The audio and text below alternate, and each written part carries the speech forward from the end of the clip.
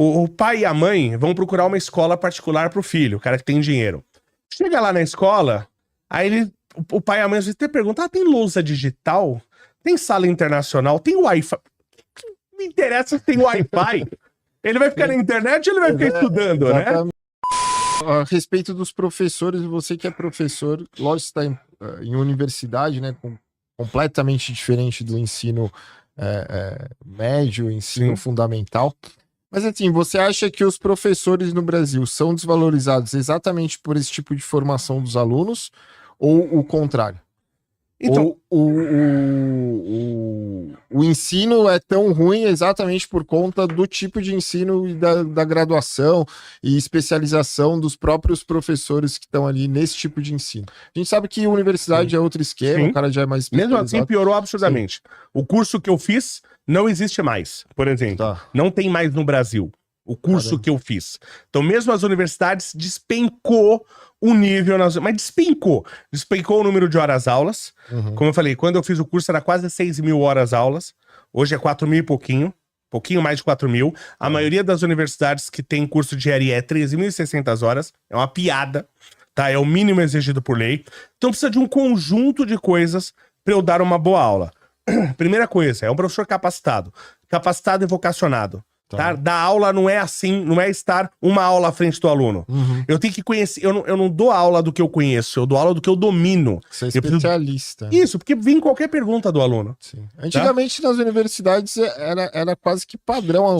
Pelo menos a grande maioria do segundo ano pra frente, os professores eram no mínimo os mestres, né? Exatamente. Hoje em dia tem cara com um ano aí de formado que já tá dando aula também. Então, mas hoje então esse é o padrão, porque as universidades querem pagar pouco. Barato, né? Então pega as pessoas menos capacitadas, mestrado, hoje doutorado virou carne de vaca, todo mundo tem, você não precisa ter depende da área.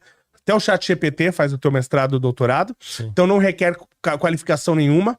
O MEC, ele só exige papel preenchido, então é o que tá lá no seu currículo. Se você tem experiência, não interessa. Se eu tenho décadas de indústria, como é que você vai dar uma aula de medicina?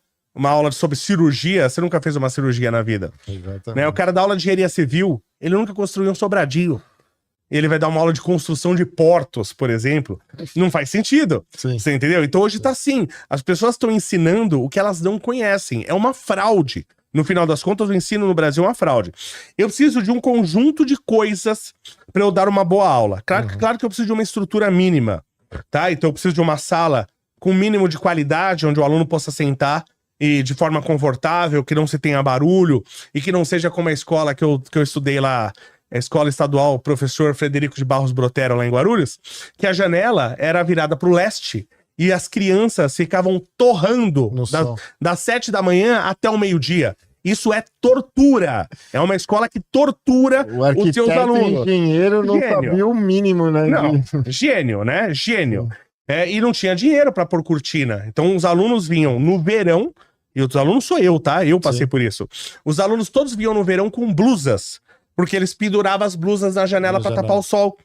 Entendeu? Então aí o cara fala, mas olha a condição que o preso tá na cadeia. Gente, as crianças estão sendo torturadas na escola. Torturadas de verdade. Você deixar uma criança debaixo do sol das 7 horas ao meio-dia, isso é tortura. E as crianças passavam por isso. Então eu preciso de uma estrutura física mínima pro aluno. Eu preciso de hierarquia. Então o professor, ele manda na sala de aula. O professor é autoridade na sala de aula. Isso não existe mais. Parabéns à galera do Paulo Freire, né, que odeia autoridade. Eu preciso de autoridade, né? Eu preciso de gente capacitada.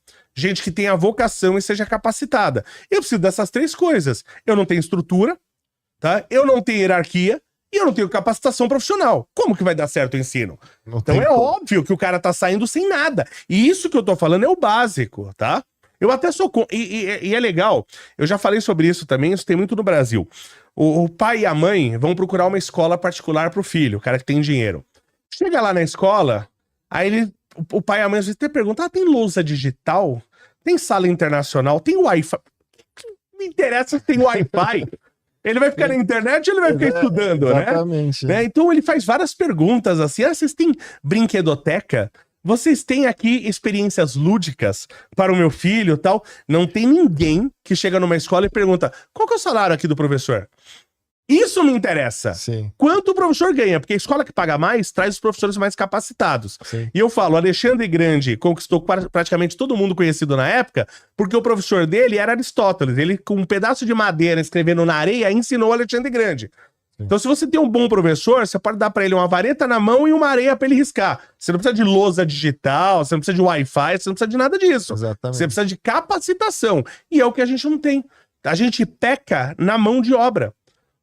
Então, o valor humano que a gente tem aqui é muito pequeno nas salas de aula. É subestimado hoje em dia, né? Eu converso com professores de escola pública e você vê que os caras não sabem nada. Eu fui boicotado numa escola pública. Eu falei com uma professora de uma escola pública. Isso já faz bastante tempo, já acontece a história. Eu tinha um projeto que eu queria dar uma aula por semestre de pelo menos física. Mas queria física e química. Eu até comprei um livro muito legal de química que ele tem assim, um capítulo para cada elemento. Aí o elemento ele tá ilustrado, sabe? Umas figuras super bonitas. Aí tem um exemplo de cada coisa utilizada com aquele elemento. É um livro, qualquer hora eu vou trazer ele aqui. Show. É um livro bonito pra caramba, caro, né? E comprei até pra usar nisso aí depois. Mas a minha ideia era usar videogame pra ensinar física. Então eu ia usar um jogo espacial e eu ia ensinar física, astronomia, ia fazer uns jogos de balística com os alunos. Legal. Então, ó, você vai ter que calcular aqui, porque o aluno, ele tem que ver o uso. Porque ele fica colocando, fazendo lá mais Decorar menos. fórmulas que ele não sabe onde vai usar, desestimula, né? Ele fica fazendo mais menos vezes dividido um monte de número que ele não sabe por quê. Sim. Aí eu falei, no final das contas, ele faz um monte de coisa pra achar o X. Chega no final, descobre que o X era 0. Falou, não serviu pra porra nenhuma, o X é 0 ainda, essa porcaria. Né? Então a gente ia ensinar os cálculos, ia fazer umas equipes. Falar assim, ó, você tem que acertar, cada equipe ia ter a sua área, e a gente ia ter que acertar, usando elástico e tal, usando força no elástico, ia calcular a constante elástica, Sim. ia usar o ângulo, então calculando força, calculando o ângulo, tinha que acertar no alvo inimigo. Então o cara ia calcular, ia chegar nisso aí, ia fazer umas brincadeiras, ia usar o videogame para explicar a física na astronomia, né? Então, diferenciar as coisas. Por que uma lua é uma lua? Por que um planeta é um planeta? Por que uma estrela é uma estrela? Assim não vai ter tanto terraplanista como a gente tem hoje. As pessoas vão entender. Sabe, aí não me deixaram, tá? Porque eu não tinha um curso de pedagogia. Foi essa a desculpa que eles falaram. Eu falei, peraí, deixa eu ver se eu entendi. Quer dizer que eu sou engenheiro, eu sou especialista, eu tenho mestrado, eu tenho doutorado. Se juntar todo mundo aqui, todos os professores dessa escola, e fizer uma prova de física, de astronomia, da matéria que vocês fizerem, eu ganho sozinho contra todo mundo. Vamos fazer? Falei, vamos fazer uma prova de qualquer assunto que vocês queiram. Eu contra todo mundo. Vamos ver se eu ganho ou não. Aí eu não posso dar aula porque eu não tenho curso de pedagogia. 15 anos que eu sou professor. 15 anos. Você pode dar aula no mestrado e não pode dar no aula doutorado, mas não posso dar uma aula para crianças, né? Mas o que eu percebi? Se eu desse uma aula ali, ia ficar claro que os professores ali eram horríveis. Sim. Ia ficar claro que as pessoas ali eram muito ruins. Entendeu? E eu fui na boa intenção, toda a boa intenção do mundo.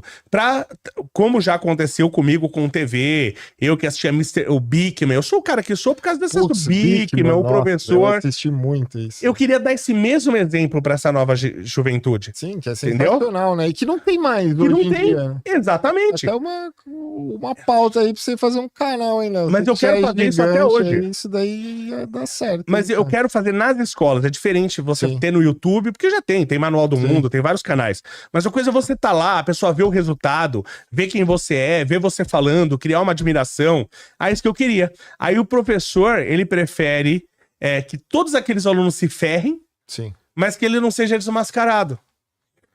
Você tá entendendo? E essa parte de experiência prática também, principalmente, eu também estudei um período aí em colégio estadual, isso é inexistente, né? Inexistente. Na educação pública, pelo menos, é inexistente. E você faz com nada. São experimentos bobos, né? Mas e que você vê assim, todo filme que você vê nos Estados Unidos tem o cara que passa lá pela dissecação do sapo, tem o não sei o que, tem o não sei o que lá. Coisa que, putz, desde criança assistindo filme seriado, você sempre vê esse tipo de coisa e até hoje faz. E coisa que é simples e que no Brasil não seria caro. Você não tem o mínimo de experiência prática ali em sala de aula, né? Então, mas é que tá. A gente não tem a estrutura e não tem inteligência para usar a criatividade. Não existe laboratório dentro desses colégios. E tem que tá, mas não precisa. Lógico que é o ideal. Você tem um laboratório de química, é maravilhoso. Mas a gente pode fazer também química com coisas de casa. E é legal também, tá? Eu tenho ele já foi em podcast, inclusive foi lá no Três Irmãos, meu mestre de artes marciais, que é o Geraldo de Oliveira Júnior. Tá. Muito tempo atrás, quando ele voltou do Japão, a gente foi fazer uma caminhada num bosque lá que tem lá em Guarulhos, foi fazer um exercicinho e tal, na época que eu fazia exercício, né? E aí ele levou uma toalhinha, né? Levou uma toalhinha e tal, não sei o quê. Aí ele falou assim, ó, vamos fazer uns exercícios de musculação. Não tinha coisa de musculação lá na época, hoje até tem. E aí, o que a gente ia fazendo? Tipo, tinha um lugar lá pra sentar, tipo, eu sentava, botava aqui o braço pra trás, segurava aquela toalhinha dele e ele fazia o peso atrás. Sim. E aí eu ia fazendo tríceps. Aí eu botava aqui, ele segurava a toalhinha e eu ia fazendo bíceps. Rapaz, eu fiz, sei lá, trabalhei ali uns 15 músculos diferentes, no outro dia eu tava todo dolorido e a gente fez toda essa diversidade de exercícios com uma toalha. Então, o cara que é competente, o cara que conhece do assunto, exatamente, ele não precisa de toda a estrutura do mundo. Tinha uma mulher, sei lá, isso daí bem antigamente, eu não lembro o nome dela, que era Solange alguma coisa, não sei se você vai lembrar. Ela chegou a ficar famosa. Solange Frazão? Eu não lembro se era esse o sobrenome. Ela foi um monte de programa na TV, ela ensinava isso, né? As mulheres a fazerem exercício em casa com o que tinha em casa. Sim. Com uma vassoura no tapete, usando o sofá ali para fazer tríceps, fazer... Enfim, que é um funcional ali, né? Sim. Que é o mínimo. Nem todo mundo quer fazer exercício para ficar no shape, ter o corpo ideal. Às vezes você só quer se manter mais saudável, mais ativo mesmo. E o ideal é a funcionalidade. Você ter Porque às vezes até o cara que ele faz muito exercício, fica muito grande, ele perde funcionalidade do corpo. Sim, flexibilidade. Isso. Então você quer, o ideal é manter a funcionalidade. Isso é importante, né? Só que aqui é difícil. Você quer fazer qualquer coisa, sempre tem algo que te atrapalha, né? Sempre tem alguém que não quer. Se você gostou desse vídeo, não esquece de deixar o seu like e compartilhar com os amigos que possam gostar desse assunto. Se você ainda não é inscrito no canal, não deixe de se inscrever e ativar o alerta de notificação para você receber os vídeos assim que eu postar aqui no YouTube. E se você já é inscrito e gosta dos vídeos aqui do canal, você pode se tornar um membro do canal, um membro assinante, e fazer parte do nosso grupo no Telegram, onde eu disponibilizo vários manuais e arquivos em PDF e tem um contato mais direto, tiro dúvida dos membros assinantes aqui do canal. Eu vou ficando por aqui, abraço a todos e estejam preparados.